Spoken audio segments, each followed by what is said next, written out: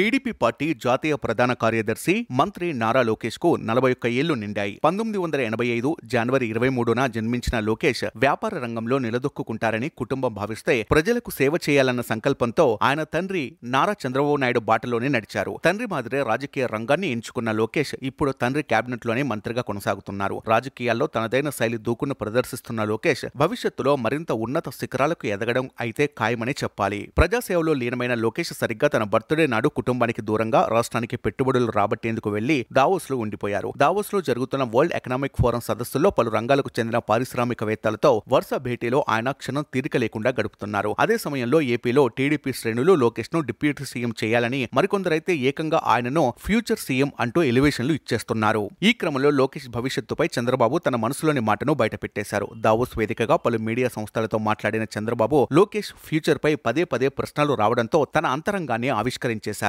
వాస్తవానికి లోకేష్ వ్యాపార రంగంలో స్థిరపడతారని తాను భావించానని చంద్రబాబు అన్నారు. వ్యాపార రంగమైతేనే లోకేష్ కు సులభంగా ఉంటుందని కూడా తాను భావించానని తెలిపారు. అయితే తన మాదిరే ప్రజాసేవ చేస్తానంటూ లోకేష్ చెప్పారన్నారు. లోకేష్ ఆలోచనలను తాను గౌరవించానని చంద్రబాబు తెలిపారు. దీంతో తన మాదిరే లోకేష్ కూడా రాజకీయాల్లోకి వచ్చారన్నారు. అయితే ఇందులో వారసత్వం అంటూ ఏమీ లేదని ఆయన తేల్చి పారేశారు. ఈ సందర్భంగా చంద్రబాబు ఓ కీలక అంశాన్ని ప్రస్తావించారు. ఏ రంగంలో అయినా అవకాశాలు వస్తుంటాయని, వాటిని అందిపుచ్చుకున్న వారే ఆయా రంగాల్లో నిలదొక్కుంటారని, అంతిమంగా విజేతలుగా నిలుస్తారని తెలిపారు. ఇక తన ఫ్యూచర్ ప్లాన్లపైన చంద్రబాబు ఓపెన్ అప్ అయిపోయారు. తానేదో జాతీయ రాజకీయాల్లోకి వెళ్లాలని అనుకోవడం లేదని ఆయన తెలిపారు. లోకేష్ రాష్ట్ర రాజకీయాల్లో ఎదుగుతున్న తరుణంలో మీరు జాతీయ రాజకీయాల్లో వెళ్తారా అంటూ మీడియా ప్రశ్నించగా, నేషనల్ పాలిటిక్స్ లోకి వెళ్లి సెంట్రల్ మినిస్టర్ కావాలన్న ఆలోచన తనకు లేదని కూడా చంద్రబాబు చెప్పారు. ఇక దేశానికి హ్యాట్రిక్ పీఎంగా పదవి చేపట్టిన ప్రధాని నరేంద్ర మోదీ 4వ దఫా కూడా పీఎం అవుతారని చంద్రబాబు జోస్యం చెప్పారు. ఇలా లోకేష్ ఫ్యూచర్ తో మొదలుపెట్టి తన ఫ్యూచర్ ప్లాన్లను కూడా అలా ఎలాంటి మొహమాటం లేకుండా చంద్రబాబు బయటపెట్టిన తీరు ఆసక్తి రేకెత్తిస్తోంది.